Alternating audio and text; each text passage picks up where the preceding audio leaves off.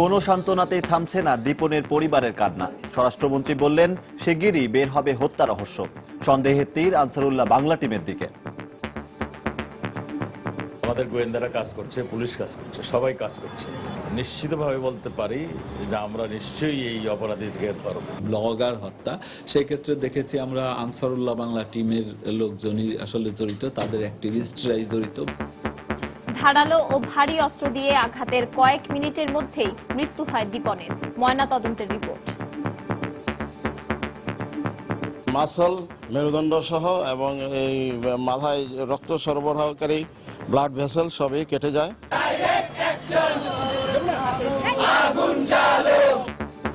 দেশে বিদেশে বিক্ষোভ, প্রতিবাদের ঝড়।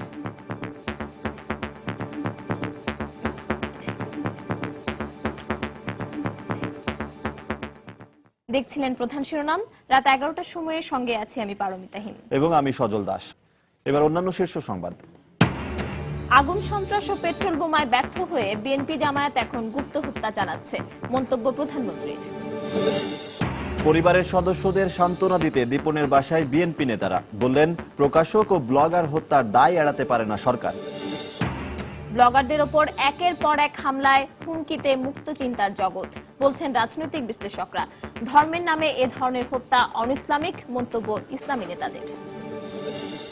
মানবতা বিরোধী অপরাধে মৃত্যুদণ্ডপ্রাপ্ত সালাউদ্দিন কাদের ও মুজাহিদের রিভিউ আবেদনের শুনানি কাল। দুটি আবেদনই শুনানি হবে আলাদাভাবে। এবং রাজধানীতে সিএনজি অটোরিকশার মিটারে ভাড়া আদায় আজ থেকে বাধ্যতামূলক। কার্যকর করতে মাঠে ভ্রাম্যমাণ আদালত, পরিবহন সংকটে যাত্রী দুর্ভোগ।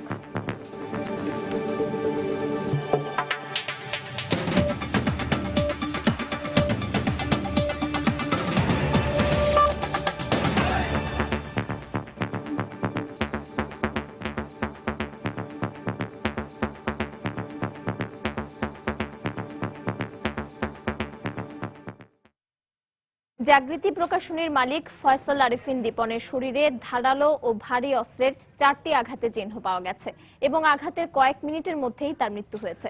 সকালে দীপনের মরদেহের ময়নাতদন্ত শেষে একথা জানিয়েছেন ঢাকা মেডিকেল কলেজ হাসপাতালের ফরেনসিক বিভাগের প্রধান।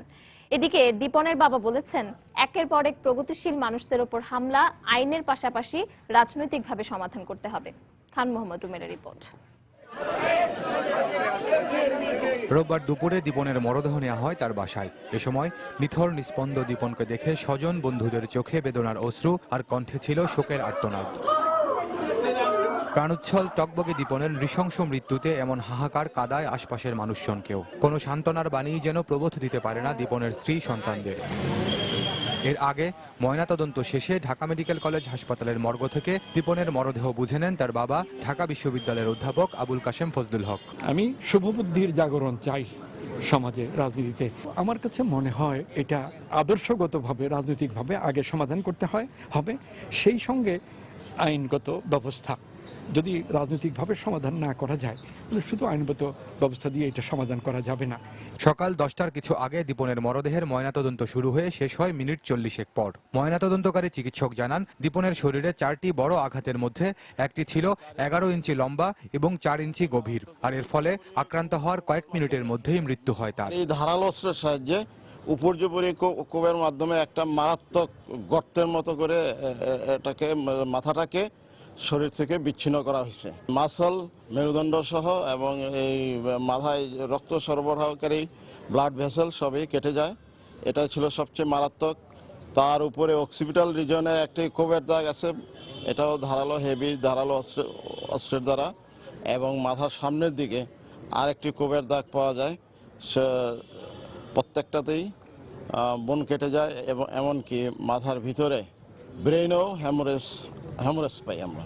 এদিকে দীপনের পরিবারকে সমবেদনা জানাতে এসে তথ্যমন্ত্রী বলেন, রাজনৈতিক দলগুলোর পৃষ্ঠপোষকতা ও নীরবতার সুযোগেই প্রতিক্রিয়াশীল শক্তি এতটা সাহস দেখাচ্ছে। সশস্ত্র জঙ্গি তৎপরতা এটা এতটুকু ভয়ানক রূপ নিতে পারত না যদি এর রাজনৈতিক পৃষ্ঠপোষকতা না হতো। বিএনপির নেত্রী বেগম খালেদা জিয়া গত কয়েক বছর ধরেই কিন্তু যুদ্ধ অপরাধী, সাম্প্রদায়িক জঙ্গিবাদী তৎপরতার ব্যাপারে নীরবতা পালন করার মধ্য দিয়ে একটা প্রশ্রয় দিচ্ছেন। জোহরের নামাজের পর ঢাকা বিশ্ববিদ্যালয়ের কেন্দ্রীয় মসজিদে জানাজা শেষে আজিমপুর কবরস্থানে দাফন করা হয় প্রকাশক দীপনের মরদেহ। খান মোহাম্মদ রুমেল, সময় সংবাদ, ঢাকা। ব্লগার ও প্রকাশক হত্যাকাণ্ডের ঘটনা তদন্তে এখনো তেমন কোনো অগ্রগতি হয়নি উল্লেখ করে স্বরাষ্ট্রমন্ত্রী আসাদুজ্জামান খান কামাল জানিয়েছেন, গোয়েন্দা সংস্থা কাজ করছে, খুব দ্রুতই রহস্য উদ্ঘাটন হবে। সকালে সচিবালয়ে সাংবাদিকদের প্রশ্নের জবাবে তিনি একথা বলেন। এ সময় তিনি বলেন, স্বাধীনতার পরাজিত শক্তিই দেশকে অস্থিতিশীল করতে নতুন কায়দায় হত্যাকাণ্ড ঘটাচ্ছে। আমাদের গোয়েন্দারা কাজ করছে, পুলিশ কাজ করছে, সবাই কাজ করছে। অগ্রগতির মধ্যে এটা আমি আপনাদেরকে নিশ্চিতভাবে বলতে পারি যে আমরা নিশ্চয়ই এই অপরাধীকে ধরব। গোয়েন্দা এবং পুলিশের তৎপরতায় আছে, এরা আমাদের কাছে এখনো রিপোর্ট দেয়নি। এইগুলো একটা উদ্দেশ্যমূলকভাবে, আমি আগেও বলেছি, তাই আনসারুল্লাহ বাংলা টিম, সেটাই জেএমবি, সেটাই হরকাতুল জিহাদ, এই সবই এক সুতায় গাছ। পূর্ব অবস্থায় জামাত শিবির, বর্তমানে তারা নতুন কায়দায় অন্য কিছু ধ্বংসাত্মক কাজ করার জন্য প্রচেষ্টা লিপ্ত। এই ধরনের বিচ্ছিন্ন ঘটনা কোন জায়গায় কোন দেশে না হয় ধরাও পড়ছে, আমাদেরটাও ধরা পড়বে। জাগৃতি প্রকাশনীর মালিক ফয়সাল আরিফিন দীপন হত্যা এবং শুদ্ধস্বরের কর্ণধার সহ ৩ জনকে হত্যা চেষ্টার ঘটনায় গোয়েন্দাদের সন্দেহের তীর জঙ্গি সংগঠন আনসারুল্লাহ বাংলা টিমের দিকে। ঢাকা মহানগর গোয়েন্দা পুলিশের যুগ্ম কমিশনার একথা বলেছেন। এদিকে লালমাটিয়ায় হামলার ঘটনায় বাড়ির দারোয়ানকে জিজ্ঞাসাবাদের জন্য আটক করেছে পুলিশ। তবে ২ ঘটনায় এখনো কোনো মামলা হয়নি। রাজধানীর লালমাটিয়া সি ব্লকের যে বাড়িতে শুদ্ধস্বর প্রকাশনীর কর্ণধার আহমেদুর রশিদ চৌধুরী টুটুল, লেখক ব্লগার তারেক রহিম ও রণদীপ বসু আক্রান্ত হন, সে বাড়িতে রোববারও ছিল পুলিশের নানা তৎপরতা। পুলিশ গণমাধ্যমকে এড়িয়ে গেলেও বাড়ির বাসিন্দাদের সঙ্গে কথা বলে জানা গেল বেশ কিছু নতুন তথ্য। নিচতলার এ বাসিন্দা জানালেন, শনিবার দুপুরে 3 যুবক ঢুকেই কলাপসিবল গেট বন্ধ করে দেয়। আর তা দেখেন একই বাড়ির বাসিন্দা স্থানীয় মসজিদের খাদেম সবুজ। ও দেখছে যে ওটা ঠেলাতে আটকেইতেছে 3টা ছেলে, বলে বলে আমার হুমান একটা, আরেকটা এখানে একটা বড়, 3টে ছেলে। তো অবশ্যই কি এই দোতলায় আবার ওই অক্সফোর্ডের ছাত্রপত্র পর অবশ্যই মারামারি করছে, জিজ্ঞেসে পরে বলে চুপ থাকিস, এরপর দেখে আর 2 জন। তবে খাদেম সবুজ এ তথ্য অস্বীকার করে দাবি করেছেন, তিনি পুলিশ আসার পর মসজিদ থেকে বাড়িতে এসে এই ঘটনা জানতে পারেন। মসজিদে খাদেম আমার তো 12টার দিকে যাওয়া লাগে, নামাজ শোধ 2টা আইসে থেকে পুলিশে গেলে আসতে আসে আইসা পারবে, এনে অনেক লোক আসলো, কম্পিউটার সোজ আরো আশপাশে লোক আসলে, হ্যাঁ আইসা বলতে আছে পুলিশে গেছে এরকম ঘটনা হয়েছে, সবটি চলো। এদিকে বাড়ির আরেক বাসিন্দা জানিয়েছেন, শনিবার আক্রান্ত 3 জনকে উদ্ধার করার ঘণ্টা খানেকের মধ্যেই দারোয়ান আলামিনকে জিজ্ঞাসাবাদের জন্য আটক করেছে পুলিশ। ওকে নিয়ে কালকে পুলিশ পরে চলে গেল, এখানে বসে থাকলো অনেক সময় পরে নিয়ে চলে গেছে। শুদ্ধস্বর প্রকাশনীর কর্ণধার টুটুলের এক সহকর্মী জানান, গত 26শে ফেব্রুয়ারি হুমকির কথা জানিয়ে মোহাম্মদপুর থানায় সাধারণ ডায়েরি করেছিলেন টুটুল। এই জিডি করার পরবর্তী ফলাফলটা আমার কোথায়? টুটুল ভাইও তো জিডি করছিলেন, কিন্তু ঘটনা তো ঠিকই ঘটে গেল। ডায়েরি করার পরও টুটুল ও 2 লেখক ব্লগারের আক্রান্ত হওয়ার ঘটনায় পুলিশের ব্যর্থতা দেখেন না ঢাকা মহানগর পুলিশের মুখপাত্র। এটি আসলে এইভাবে ঢালাওভাবে ব্যর্থতা বা সফলতা বলার কিছু নাই। হয়তো আপনারা অনেক ঘটনা ঘটতে যাচ্ছিল যেগুলো আমরা প্রতিরোধ করেছি। আমরা এই আগের যে হত্যাকাণ্ডগুলো সংগঠিত হয়েছে, এই ধরনের হত্যাকাণ্ড, বিশেষ করে ব্লগার হত্যা, সেক্ষেত্রে দেখেছি আমরা আনসারুল্লাহ বাংলা টিমের লোকজনই আসলে জড়িত, তাদের অ্যাক্টিভিস্টরাই জড়িত বা ওই আমব্রেলার লোকজন জড়িত, এবং এই ক্ষেত্রে আমরা সেটিই আমাদের সন্দেহ। বিভিন্ন সময়ে ধরপাকড়ের পরও এমন ঘটনা ঘটছে কেন, এমন প্রশ্নের উত্তরে শুধু জঙ্গিবাদ দমনের জন্য পুলিশের একটি বিশেষায়িত শাখা প্রতিষ্ঠার প্রয়োজনীয়তার কথা বলেন মনিরুল ইসলাম। ওমর ফারুক, সময় সংবাদ, ঢাকা। এদিকে একের পর এক মুক্তমনা ব্লগার ও লেখক হত্যার প্রতিবাদে ঢাকা বিশ্ববিদ্যালয় এলাকায় বিক্ষোভ সমাবেশ করেছেন লেখক, প্রকাশক, বিশ্ববিদ্যালয়ের শিক্ষক ও শিক্ষার্থীরা। সকাল 10টার দিকে রাজু ভাস্কর্যের সামনে জড়ো হন তারা। সরকারের উদাসীনতা ও বিচারহীনতার সংস্কৃতির কারণেই প্রগতিশীলদের উপর হামলার ঘটনা ঘটছে বলে এ সময় অভিযোগ করেন বক্তারা। নীরবতা ভেঙে অবিলম্বে অপরাধীদের আইনের আওতায় এনে দৃষ্টান্তমূলক শাস্তির দাবি জানান তারা। সমাবেশ শেষে বিক্ষোভ মিছিল বের করা হয়। শাহবাগ ঘুরে মিছিলটি আবারও রাজু ভাস্কর্যের সামনে গিয়ে শেষ হয়। মন্ত্রী বা মাননীয় প্রধানমন্ত্রীর এগেনস্টে কেউ কটূক্তি করে ফেসবুকে লিখলে তাকে আমরা বিচারের আওতায় আসতে দেখি, কিন্তু এরকম হত্যাকাণ্ড হচ্ছে, তাদের বিচারের আওতায় আনা হচ্ছে না। এইটা সরকারের আন্তরিকতার অভাবই প্রকাশ করে। আমাদের যে রাষ্ট্রে যে বিচারহীনতা সংস্কৃতি সৃষ্টি হয়েছে, এই বিচারহীনতা সংস্কৃতির কারণে আজকে ঘটনা বারবার বলছে। আমাদের আজ রাস্তায় নাই নিরাপত্তা, পথে নাই, ঘরে নাই, অফিসে নাই। দীপন হত্যার প্রতিবাদে যুক্তরাষ্ট্রের নিউ ইয়র্কে বিক্ষোভ সমাবেশ করেছেন প্রবাসী বাংলাদেশিরা। ৭১-এর ঘাতক দালাল নির্মূল কমিটি ও গণজাগরণ মঞ্চ শনিবার এই বিক্ষোভ কর্মসূচির আয়োজন করে। সমাবেশে বক্তারা জঙ্গি ও সাম্প্রদায়িক অপশক্তির ভয়ে ভীত না হয়ে মুক্তিযুদ্ধের চেতনায় সবাইকে আবারও ঐক্যবদ্ধ হওয়ার আহ্বান জানান। এ সময় তারা মুক্তমনা লেখক, প্রকাশক ও ব্লগারদের উপর হামলাকারীদের চিহ্নিত করে কঠিন শাস্তির মুখোমুখি করার দাবি জানান। বিক্ষোভ সমাবেশে বক্তৃতা দেন প্রবীণ সাংবাদিক সৈয়দ মাহমুদুল্লাহ, মুজাহিদ আনসারী, লেখক হাসান ফেরদৌস সহ অনেকে। প্রধানমন্ত্রী শেখ হাসিনা বলেছেন, আগুন সন্ত্রাস ও পেট্রোল বোমায় ব্যর্থ হয়ে এখন গুপ্ত হত্যা চালাচ্ছে বিএনপি জামায়াত। সন্ধ্যায় গণভবনে কক্সবাজারের পেকুয়া উপজেলার নিহত আওয়ামী লীগ নেতা মোল্লা ইমদাদুল হকের পরিবার তার সাথে দেখা করতে গেলে তিনি এমন মন্তব্য করেন। পেকুয়া আওয়ামী লীগের প্রেসিডেন্ট ওনাকে নির্মমভাবে হত্যা করে লাশ ফেলে দিয়েছিল, যখন খুঁজে পাওয়া গেছে। এই মানুষটাকে কিভাবে মারছে দেখুন, মেরে অ্যাসিড দিয়ে লাশ পোড়ানোর চেষ্টা করছে। এতদিন আগুন সন্ত্রাস করছে, সেটা পারে নাই, এখন এই গুপ্ত খুন শুরু করছে। বিএনপি জামাত মিলেই করে যাচ্ছে। অন্যদিকে প্রকাশক ও ব্লগার হত্যার দায়ে সরকার এড়াতে পারে না বলে মন্তব্য করেছে বিএনপি। বিকেলে জাগৃতি প্রকাশনীর কর্ণধার নিহত দীপনের পরিবারের সদস্যদের সান্ত্বনা দিতে গিয়ে একথা বলেন দলের নেতারা। বিকেল 6:45-টার দিকে হাফিজউদ্দিন আহমেদের নেতৃত্বে বিএনপির একটি প্রতিনিধি দল রাজধানীর পরিবাগে দীপনের বাবার বাসায় যান। এ সময় শোক সন্তপ্ত পরিবারের প্রতি সমবেদনা জানান তারা। পরে বাসা থেকে বেরিয়ে গণমাধ্যমের সঙ্গে কথা বলেন হাফিজউদ্দিন আহমেদ। চলমান সংকট মোকাবেলায় সর্বদলীয় বৈঠকেরও আহ্বান জানান তিনি।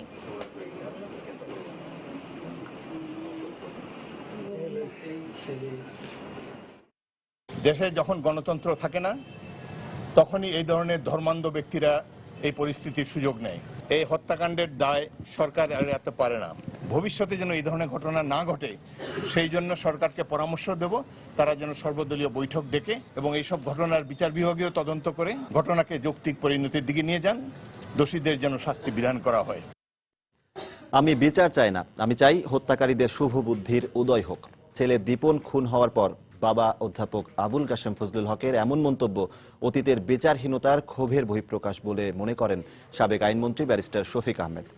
তার এই আশঙ্কা যেন সত্যি না হয়, এজন্য রাষ্ট্রকেই দোষীদের দ্রুত বিচারের আওতায় আনতে হবে বলেও মনে করেন তিনি। এদিকে ব্লগার ও প্রকাশক হত্যায় জড়িতদের দ্রুত বিচারের ব্যবস্থা করা হবে বলে জানিয়েছেন আইনমন্ত্রী অ্যাডভোকেট আনিসুল হক। গত 10 বছরের মধ্যে যেসব খুন খারাপি হচ্ছে, তার একটারও কি কোনো প্রতিকার পাওয়া গেছে? মন্তব্যটি দুর্বৃত্তদের হাতে নিহত জাগৃতি প্রকাশনের মালিক ফয়সাল আরিফিনের বাবা ঢাকা বিশ্ববিদ্যালয়ের শিক্ষক আবুল কাশেম ফজলুল হকের। নির্মমতা, বিচারহীনতা, মানবিকতার কোন পর্যায়ে গেলে সন্তান খুনের পর এমন মন্তব্য করেন একজন পিতা, সেটি এখন বড় প্রশ্ন। ফয়সাল সহ গত 9 মাসে 6 জন মুক্তচিন্তার মানুষ খুন হন। যদিও এসব মামলার বিচারে নেই উল্লেখযোগ্য অগ্রগতি। সাবেক আইনমন্ত্রী মনে করেন, রাষ্ট্র এসব হত্যাকাণ্ডের বিচার করতে না পারলে বিচার ব্যবস্থার প্রতি ভুক্তভোগীদের ক্ষোভ বাড়বে, এটাই স্বাভাবিক। রাষ্ট্র যথাসময়ে পদক্ষেপ গ্রহণ করতে পারেনি বা পুলিশ তদন্ত কাজ শেষ করতে পারছে না বা গাফিলতি করছে, তাহলে নিশ্চয়ই বিচার প্রার্থী যারা আছে তাদের মনে একটা হতাশা জাগতে পারে। এই ধরনের যদি হত্যাকাণ্ড ঘটতেই থাকে, তাহলে নিশ্চয়ই যে কেউ বলতে পারে যে আইনের শাসন প্রতিষ্ঠিত হচ্ছে না। যদিও আইনমন্ত্রী এ ঘটনায় কাউকে ছাড় না দেওয়ার কথা জানিয়ে ব্লগার ও প্রকাশক হত্যায় জড়িতদের দ্রুত বিচার করার কথা জানিয়েছেন। রহস্য উদ্ঘাটন করতে সময় কিন্তু লাগে, তো সেই সময়টুকু দিতে হবে। আমরা শুধু যে এই রহস্য উদ্ঘাটন করতে পারবো তা নয়, যারা এই অপরাধ করেছেন তাদের বিচারের মাধ্যমে আর ভবিষ্যতে যাতে এরকম কিছু না ঘটে সেই ব্যবস্থা করতে। আইন বিশেষজ্ঞরা বলছেন, দ্রুত দোষীদের বিচারের আওতায় আনতে না পারলে শুধু দেশের মানুষই নিরাপত্তাহীনতায় ভুগবে না, গণতন্ত্র মারাত্মক হুমকির মুখে পড়বে। আফজাল হোসেন, সময় সংবাদ, ঢাকা। রাত 11টার সময় আরো থাকছে। সারা দেশে শুরু হলো জেএসসি ও জেডিসি পরীক্ষা। 2018 সাল থেকে প্রাথমিক শিক্ষা সমাপনী পরীক্ষা হবে 8ম শ্রেণীতে, বললেন শিক্ষামন্ত্রী। ব্লগার ও লেখকদের ওপর একের পর এক হামলার ঘটনায় অনিরাপদ হয়ে উঠছে মুক্তমনা লেখকদের চিন্তার জগৎ। একই সঙ্গে বিচারহীনতার সংস্কৃতি ধারাবাহিকভাবে তাদের মননশীলতার জগৎকে সীমাবদ্ধ করছে বলে মনে করেন লেখকরা। যারা চিন্তাশীল মানুষ তারা যদি তাদের চিন্তাকে প্রকাশ করতে না পারেন তাহলে একসময় তো এর একটা প্রভাব দেশের উপরে সুদূর প্রসারী প্রভাব তো পড়বে। সরকার যদি মনে করেন যে বিপক্ষ শক্তি এগুলো করছে এবং করে তাদের কেহ করার চেষ্টা করছে, সেটা তারা আইনগতভাবে এবং তাদের সামর্থ্য দিয়ে তারা সেটাকে প্রতিরোধ করবেন। ইসলাম রক্ষার নামে ব্লগার ও প্রকাশকদের হত্যা করাকে সম্পূর্ণ অনইসলামিক কাজ বলে মন্তব্য করেছেন দেশের ইসলামী নেতারা। তাদের মতে দেশে অস্থিতিশীল পরিবেশ সৃষ্টি করার লক্ষ্যে একটি মহল পবিত্র কোরআন সুন্নাহর অপব্যাখ্যা দিয়ে এই হত্যাকাণ্ড চালাচ্ছে। এ ধরনের অপচেষ্টা বন্ধ করতে দেশের মসজিদের ইমামরা বড় ভূমিকা রাখতে পারেন বলে মত ইসলামী সংগঠনের নেতাদের। বিস্তারিত জানাচ্ছেন কমল দে। ইসলাম অবমাননার অভিযোগ এনে গত 2 বছরে একের পর এক ব্লগারদের হত্যা করা হচ্ছে। এবার সে হত্যার তালিকায় যুক্ত হয়েছে প্রকাশকরাও। এ ধরনের হত্যাকাণ্ডকে অনইসলামিক বলে মত দেন দেশের আলেম সমাজ। কোনো বিচার ছাড়া, সাক্ষী ছাড়া কাউকে শাস্তি দেওয়ার অধিকার কোনো ব্যক্তিকে দেয় নেই, অন্য কোনো প্রতিষ্ঠানকে দেয় নেই। এপ্রুভ প্রতিষ্ঠান হচ্ছে ইসলামিক রাষ্ট্র এবং তাদের আওতাধীন আদালত। এর বাইরে কাউকে কেউ নিজের ইচ্ছায় বা কোনো গোষ্ঠীর ইচ্ছা হত্যা করবার কোনো সুযোগ ইসলামে নেই। ধর্মের কোনো ব্যাখ্যায় এ ধরনের হত্যাকাণ্ডকে সমর্থন করে না বলে বলছেন এই ইসলামী নেতা। এখানে ইসলামী অনুভূতির কথা বলে, ইসলামী প্রেরণার কথা বলে যে হত্যাকাণ্ডগুলো ঘটছে, এটা সম্পূর্ণ ইসলামিক কর্মকাণ্ড। ইসলাম কখনো কাউকে অপরাধ সংগঠিত করলে সেই অপরাধের জন্য দেশের প্রচলিত এবং ইসলামী আইনে বিচার হতে পারে। দেশের স্থিতিশীলতা নষ্ট করার জন্য পবিত্র কোরআন সুন্নাহর অপব্যাখ্যার মাধ্যমে উস্কানি দিয়ে এসব হত্যাকাণ্ড ঘটনা হচ্ছে বলে মনে করছে বাংলাদেশ ইসলামী ফ্রন্ট। এটা আমার মনে হয় একটা ভুল মেসেজ তাদের কাছে আছে বলে তারা হয়তো অন্য সম্প্রদায়ের মানুষকে, এমনকি মুসলমানদেরকেও, নিরপরাধ মুসলমানদেরকে যারা হত্যা করেন তারা নিশ্চয় হয়তো না জানে করছেন, অথবা তারা এটা করছেন পরিকল্পিতভাবে এই হত্যাকাণ্ড করছেন। এ ধরনের হত্যাকাণ্ড প্রতিরোধ করতে দেশের মসজিদের ইমামরা বড় ধরনের ভূমিকা রাখতে পারে বলে মত দেন এই ইসলামী চিন্তাবিদ। এখন প্রয়োজন হয়ে গেছে আমাদের মসজিদের প্রতিটা ইমাম থেকে শুরু করে সমস্ত আলেম ওলামাদের কথা বোঝানো যে ইসলামের থিমটা হচ্ছে মানুষের মনটা জয় করা। মানুষের মন জয় হলে সে আমার দিকে আসবে। না বুঝিয়ে আমি জবরদস্তি কাউকে কারোর উপর হামলা করব, তাকে আমার দলে নিয়ে আসবো, এটা কখনো সম্ভব হয় না। কমল দে, সময় সংবাদ, চট্টগ্রাম। মুক্তবুদ্ধির লেখক ও প্রকাশকদের ওপর হামলা ও হত্যার ঘটনাকে রাষ্ট্র ব্যবস্থার বেদিমূলে আঘাত হিসেবে উল্লেখ করে আওয়ামী লীগ নেতারা মুক্তিযুদ্ধের সপক্ষে শক্তির সবাইকে ঐক্যবদ্ধ হওয়ার আহ্বান জানিয়েছেন। সকালে ঢাকা রিপোর্টার্স ইউনিটিতে এক আলোচনা সভায় বক্তব্য দেন তারা। এ সময় বক্তারা যুক্তরাষ্ট্র জঙ্গিদের ব্যবহার করে বাংলাদেশের বিরুদ্ধে কোনো ষড়যন্ত্র করছে কিনা তা নিয়েও শঙ্কা প্রকাশ করেন। বিএনপি একটা বিবৃতি দিয়েছে।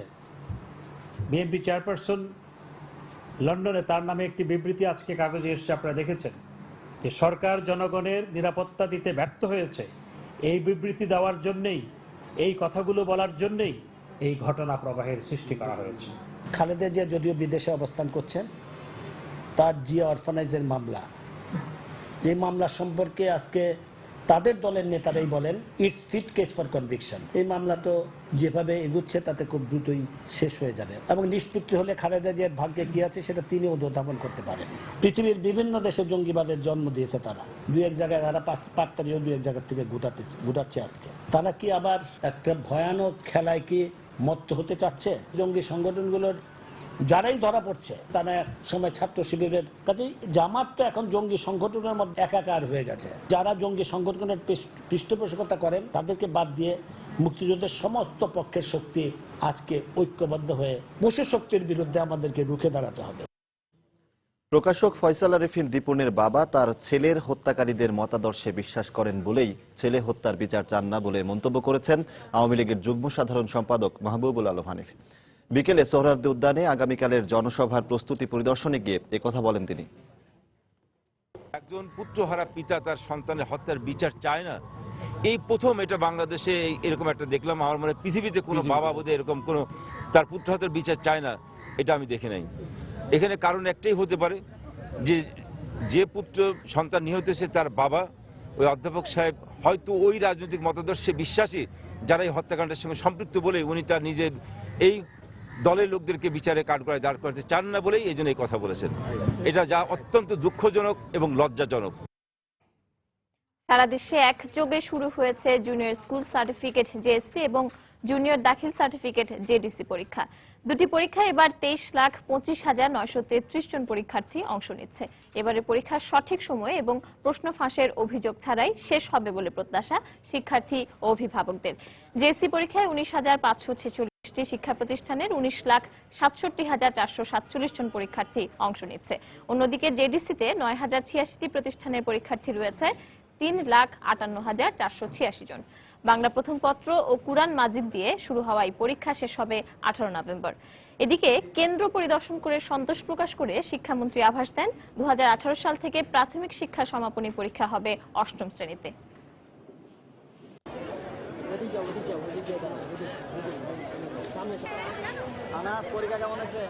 অনেক ভালো হয়েছে, আমরা এবার সব ফুল নাম্বার অ্যান্সার করতে পারছি। প্রশ্ন সুন্দর হয়েছে, ইনশাআল্লাহ এ প্লাস পাবো আমরা সবাই।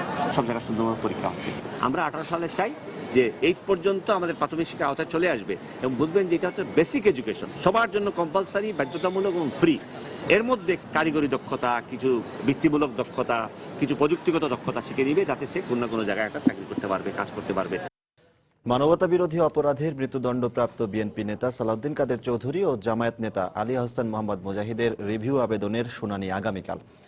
আবেদন দুটি শুনানির জন্য সুপ্রিম কোর্টের আগামীকালের কার্যতালিকার 16 এবং 17 নম্বরে রাখা হয়েছে। দুটি আবেদনই পৃথকভাবে শুনানির কথা রয়েছে। এর আগে 20 অক্টোবর শুনানির এ দিন ধার্য করেন সুপ্রিম কোর্টের অবকাশকালীন চেম্বার বিচারপতি সৈয়দ মাহমুদ হোসেন। আর গত 14 অক্টোবর মৃত্যুদণ্ডের রায়ের বিরুদ্ধে খালাস চেয়ে সুপ্রিম কোর্টে রিভিউ আবেদন করেন এই দুই যুদ্ধাপরাধী। মানবতা বিরোধী অপরাধে সাকা চৌধুরী এবং মুজাহিদকে ঠান্ডা মাথার খুনি হিসেবে উল্লেখ করে মৃত্যুদণ্ড বহাল রাখেন আপিল বিভাগ। রাজধানীতে সিএনজি অটোরিকশার মিটারের ভাড়া আদায় আজ থেকে বাধ্যতামূলক। এছাড়া সিএনজি অটোরিকশার নতুন ভাড়াও কার্যকর করা হয়েছে। তবে কেউ কেউ মানলেও বেশিরভাগ চালকই মানছেন না মিটার ব্যবহারের বাধ্যবাধকতা। আবার ভ্রাম্যমাণ আদালতের ভয়ে রাস্তায় সিএনজি অটোরিকশার সংখ্যাও কমে গেছে। এতে দুর্ভোগ বেড়েছে সাধারণ মানুষের। সাইফুল রুদ্রকে সঙ্গে নিয়ে রামিম হাসানের রিপোর্ট। যাব না, আরে ভাই মিরপুর বিআরটি যাব। হ্যাঁ বিআরটি যাব। কেন বিআরটি যাব? কেন ওইদিকে একটা টিপনি বিআরটি যাব, মানে মিটারের কাজ বাকি আছে তো কাজ করতে যাব। খ্যাপ মারি না, বাসাতে আসছি। এটা আমারে দেখে এখন বলতেছেন খ্যাপ মারেন না। আপনি এই যে আরে জিজ্ঞাসা করবে, আমি তো মিটার ব্যবহার না করার এরকম অজুহাতের শেষ নেই চালকদের। অথচ সরকারের পক্ষ থেকে অনেক আগেই জানিয়ে দেওয়া হয়েছিল 1 নভেম্বর থেকে কার্যকর হবে নতুন নির্ধারিত ভাড়া, আর কোনো সিএনজি অটোরিকশাই মিটার ছাড়া রাস্তায় নামতে পারবে না। নতুন নির্ধারিত ভাড়া অনুযায়ী বর্তমানে প্রথম 2 কিলোমিটার রাস্তার জন্য ভাড়া নির্ধারণ করা হয়েছে 40 টাকা। এরপর প্রতি কিলোমিটারের জন্য গুনতে হবে 12 টাকা করে, যা আগের নির্ধারিত ভাড়ার প্রায় দ্বিগুণ। তারপরও কে শোনে কার কথা? মিটারে কত আছে? 128 টাকা। 128 টাকা আসছে, 200 টাকা রাখলেন কেন? ব্রিজে দিয়েছি।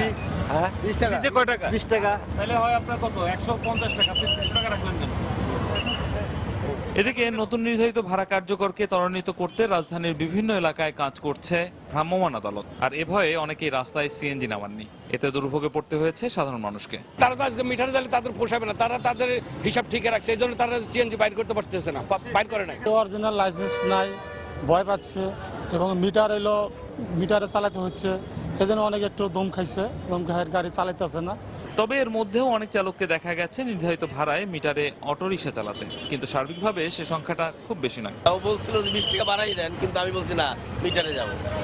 আপনি 20 টাকা কেন বেশি চাইলেন? চা খাইতে কইছি, চা খাইতে দিগান ভাড়াও তো বেড়ে গেছে, তারপরও কেন এটা করতেছেন? বলেন বলেন। ঠিক আছে, আর বলবো না। আর বলবেন না।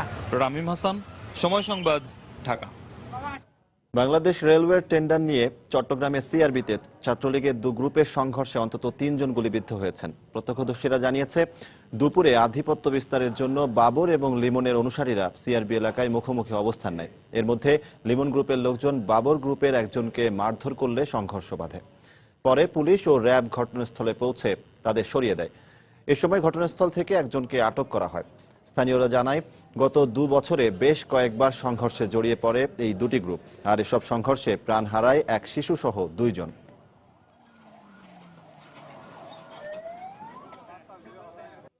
মুক্তমনা লেখক ও প্রকাশকদের ওপর হামলায় এই অঙ্গনের প্রতিটি মানুষ উদ্বিগ্ন। এই সন্ত্রাস প্রতিরোধে সরকার গুরুত্বপূর্ণ ভূমিকা পালন করবে বলে আশা চলচ্চিত্র শিল্পের সঙ্গে জড়িতদের। বিকেলে রাজধানীর জাতীয় জাদুঘরে অনুষ্ঠিত জাতীয় চলচ্চিত্র টেলিভিশন ইনস্টিটিউটের 2য় প্রতিষ্ঠাবার্ষিক আলোচনা সভায় চলচ্চিত্রকার মোর্শেদুল ইসলাম উদ্বেগের এই কথা জানান। বক্তারা আরও বলেন, দেশের চলচ্চিত্র ও টেলিভিশনের প্রশিক্ষিত জনবলের প্রয়োজনেই এই ইনস্টিটিউট গুরুত্বপূর্ণ ভূমিকা পালন করছে। এতে প্রশিক্ষিতরা আগামীতে চলচ্চিত্রের উন্নয়নেও গুরুত্বপূর্ণ অবদান রাখবে বলে আশা করেন তারা। 2য় প্রতিষ্ঠাবার্ষিকী উপলক্ষে 2 দিনের নানামুখী অনুষ্ঠানের আয়োজন করা হয়েছে বলেও জানান তিনি।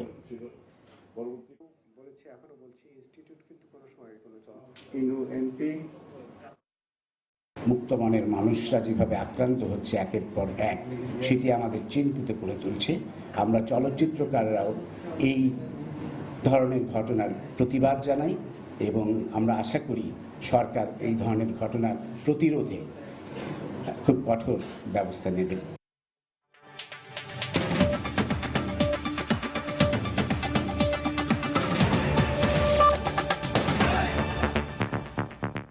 পাকিস্তানের বেলুচিস্তানে একটি রেল স্টেশনে বোমা বিস্ফোরণে নিহত হয়েছেন অন্তত 4 জন, আহত হন 10 জনের বেশি। রোববার কোয়েটা ও রাওয়ালপিন্ডির জাফর এক্সপ্রেসের রেল লাইনে এ বিস্ফোরণ ঘটে। বিস্ফোরণের পর ট্রেনটি লাইনচ্যুত হয়ে যায়। এতে আশপাশের বেশ কয়েকটি গাড়ি ও অবকাঠামো ক্ষতিগ্রস্ত হয়েছে। খবর পেয়ে পুলিশ ঘটনাস্থলে পৌঁছায় এবং হতাহতদের উদ্ধার করে হাসপাতালে নিয়ে যায়। বিস্ফোরণে হতাহতদের সবাই ট্রেনের কর্মী বলে জানিয়েছেন স্টেশনের একজন ঊর্ধ্বতন কর্মকর্তা। ট্রেনটিতে কমপক্ষে 650 যাত্রী ছিল। হামলার দায় এখনো পর্যন্ত কেউ স্বীকার করেনি, তবে দেশটির বিচ্ছিন্নতাবাদী গোষ্ঠীকে এর জন্য দায়ী করছে কর্তৃপক্ষ।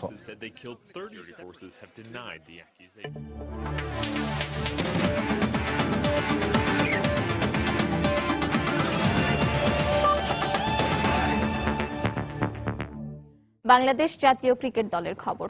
জিম্বাবুয়ের বিপক্ষে হোম সিরিজের প্রথম 2টি ওয়ানডের জন্য মাশরাফিকে অধিনায়ক করে 14 সদস্যের দল ঘোষণা করেছে বাংলাদেশ ক্রিকেট বোর্ড বিসিবি। নতুন মুখ হিসেবে ডাক পেয়েছেন কামরুল ইসলাম রাব্বি। আর বিশ্বকাপের পর টাইগার স্কোয়াডে ফিরেছেন পেসার আলামিন হোসেন। 18 সদস্যের প্রাথমিক স্কোয়াড থেকে বাদ পড়েছেন এনামুল হক বিজয়, ইমরুল কায়েস, শফিউল ইসলাম ও তাসকিন আহমেদ। ফলে টাইগারদের পেস আক্রমণে অভিজ্ঞ অধিনায়ক মাশরাফির সঙ্গে থাকছেন তরুণ সেন্সেশন মুস্তাফিজুর রহমান, আলামিন ও অভিষেকের অপেক্ষায় থাকা রাব্বি।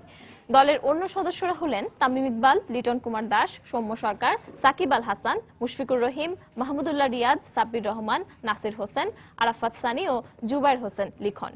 7 নভেম্বর মিরপুরে 3 ম্যাচ সিরিজের প্রথম ওয়ানডেতে মুখোমুখি হবে বাংলাদেশ ও জিম্বাবুয়ে। রাত 11টার সময়ের এই পর্যায়ে শীর্ষ সংবাদ জানিয়ে দিচ্ছে আরেকবার।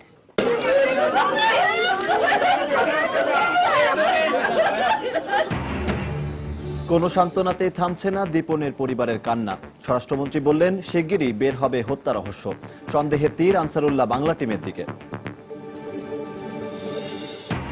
আগুন সন্ত্রাস ও পেট্রোল বোমায় ব্যর্থ হয়ে বিএনপি জামায়াত এখন গুপ্ত হত্যা চালাচ্ছে, মন্তব্য প্রধানমন্ত্রীর। পরিবারের সদস্যদের সান্ত্বনা দিতে দীপনের বাসায় বিএনপি নেতারা বললেন, প্রকাশক ও ব্লগার হত্যার দায় এড়াতে পারে না সরকার। ব্লগারদের ওপর একের পর এক হামলায় হুমকিতে মুক্ত চিন্তার জগৎ, বলছেন রাজনৈতিক বিশ্লেষকরা। ধর্মের নামে এ ধরনের হত্যা অনইসলামিক, মন্তব্য ইসলামী নেতাদের। এবং মানবতা বিরোধী অপরাধে মৃত্যুদণ্ডপ্রাপ্ত সালাউদ্দিন কাদের ও মুজাহিদের রিভিউ আবেদনের শুনানি কাল। 2টি আবেদনই শুনানি হবে আলাদাভাবে। দর্শক, এই ছিল রাত 11টার সময়। যে কোনো খবর পেতে ভিজিট করুন সময়নিউজ.tv আর সঙ্গে থাকুন সময়ের।